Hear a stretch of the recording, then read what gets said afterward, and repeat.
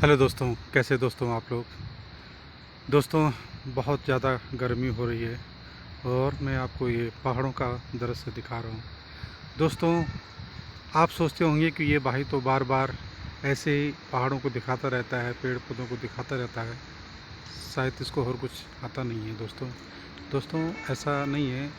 दोस्तों, ये प्रकृति है। इस प्रकृति ये सबको ही अच्छी लगती है, मुझे भी लगती है तो आपको भी लगती होगी। ये प्रकृति ही हमें सब कुछ देती है। अगर हम अपने जीवन पे गौर करें तो जो कुछ भी हमारे जीवन से जुड़ा है वो सब चीज़ें इस प्रकृति से जुड़ी हुई है।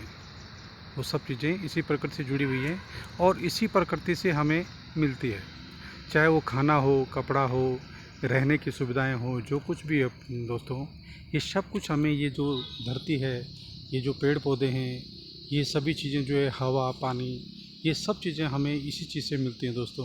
तो इसीलिए दोस्तों मैं सोचता हूँ कि इस प्रकृति से हमें प्यार होना चाहिए और इस प्रकृति को परमेश्वर ने हमें सौंपा है, ईश्वर ने हमें इसे सौंपा है। ये मानव के लिए बनाया है, मनुष्यों के लिए बनाया है, ताकि आप इसमें रहें और अपना जीवन व्यतीत करें। तो दोस्तों, जीवन बिताने के साथ साथ दोस्तों हमें इस प्रकृति के बारे में ख्याल भी रखना पड़ेगा दोस्तों।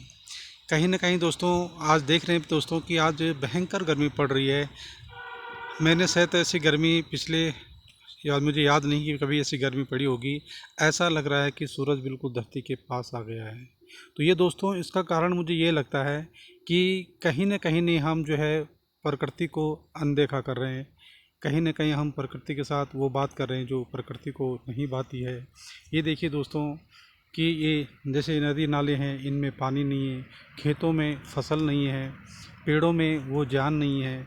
तो दोस्तों सोचो, ये जो जंगल में जीव जंतु लोग रहते हैं, तो ये लोग कैसे रहते होंगे, कैसे अपना जीवन, जब इनको कहीं पानी नहीं मिलता है, कुछ नहीं मिलता है।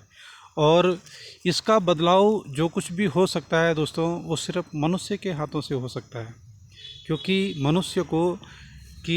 मनुष्य को ध्यान देना पड़ेगा कि जो है इस धरती के लिए, इसको अच्छा करने के लिए, इसको जीवित रखने के लिए हम क्या कर सकते हैं कि हम लोग जो है ज़्यादा से ज़्यादा ज़मीन से जुड़ें और ज़्यादा से ज़्यादा हम ज़मीन और पेड़ पौधों पे ध्यान दें, पेड़ पौधे लगाएं और पानी के स्रोतों को और बढ़ाएं कि जहाँ पानी नहीं है वहाँ पानी जा सके। और जिस परमेश्वर ने हमें ये पृथ्वी सौंपी है, उस परमेश्वर से कहीं ना कहीं हमें जुड़ने की ज़रूरत है। उस परमेश्वर से हमें कहीं ना कहीं हमें जुड़ने की ज़रूरत है और उससे हमें सल्यूशन लेने की ज़रूरत है कि प्रभु, आपने ये सृष्टि तो हमें सौंपी है, लेकिन इसको हम संभाले कैसे रखें। क्योंकि परमेश्वर ने ये सृष्टि हमें तो सौंप तो दी है, लेकिन हम इस सृष्टि का सिर्फ इस्तेमाल कर रहे हैं। हमें जो चीज़ चाहिए वो चीज़ हम ले रहे हैं, जो चीज़ हमें चाहिए वो चीज़ हम ले रहे हैं। फिर बाद में वो चीज़ यहाँ बने न बने, पैदा हो ना हो, इससे हमें दोस्तों को लेना देना नहीं रहता है। तो दोस्तों, कहीं ना कहीं हमें सोचना पड़ेगा, क्योंकि आने वाला समय हमें और भी ज़्यादा ऐसा दिखता है कि जब आज ऐसा हो रहा है तो आगे आने वाले समय में क्या होगा, कि लोग पानी के लिए तरस सकते हैं, हरे भरे पेड़ पौधों के लिए तरस सकते हैं, कई चीज़ों के लिए हमें जो है अलग होना पड़ सकता है प्रकृति से। तो दोस्तों, आप मेरी बात का बुरा ना मानें और जैसे भी आपसे बनता है, जो कुछ भी आपसे बनता है, कुछ सोचें कि हम प्रकृति को कम से कम इस्तेमाल करें। जितनी हमें ज़रूरत है उतना हम इस्तेमाल करें और जितनी हमें नहीं ज़रूरत है उसको हम उसे रहने दें। अगर हो सके दोस्तों तो पेड़ लगाएं, हो जैसे दोस्तों को पानी का इस्तेमाल कम से कम करें और ताकि पृथ्वी पर पानी रहे।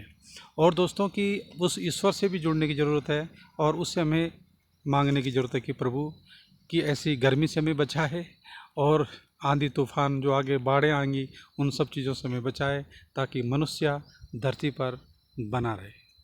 ठीक है दोस्तों, मिलेंगे अगली वीडियो में। धन्यवाद।